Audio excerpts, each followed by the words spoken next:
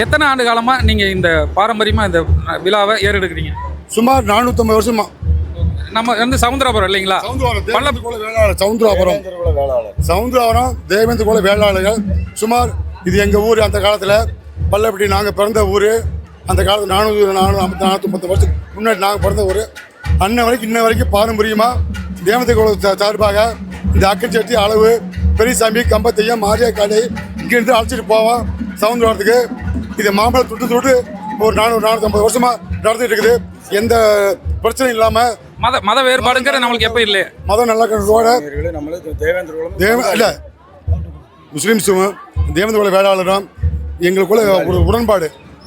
பங்காளி தான். நீங்கள் சுமார் எத்தனை குடும்ப பக்கம் இருப்பீங்கண்ணா? நாங்கள் ஒரு 300 குடும்பம் 400 குடும்பம் இருக்கோம். இவர் அண்ணன் இவர் தான் பெரிய அண்ணா. உங்க பேரு? நடராஜ். எத்தனை வருஷமா நீங்க பாரம்பரியமா பண்றீங்களா? எங்க பாட்டன் காலத்துல இருந்து நாங்க அவரு இப்ப இடையில ஒரு 20 வருஷம் இருக்கும். எத்தனை வருஷம் இருக்குமா? 26 வருஷம். 8 பூசி கொடுத்து எங்க அண்ணன் தான். ஆமா, ஃபர்ஸ்ட் இந்த ஊருக்கு நாங்க ராஜவாரம் போவோம். அந்த ராஜவாரம் எங்க ஆளு ஊரும் நிறைய குத்துவாங்க.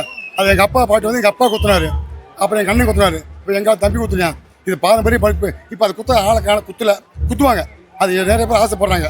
அதனால சிறப்பாக இருக்குது. இது வரைக்கும் ஒரு சின்ன அசம்பாவிதம் கூட நடந்தது இல்லை. கண்ணியமாக போயிட்டு கண்ணியமாக வந்துடும். இனிமேலும் நடக்காது. 21 வருஷமா அவர் வயசு சின்ன வயசுல ஆடுறாரு.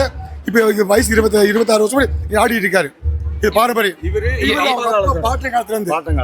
ஆமா, முன்னோர்கள். இவங்க ஏறது அருவாள் தான். பெரிய அருவா, பெரிய சாமி.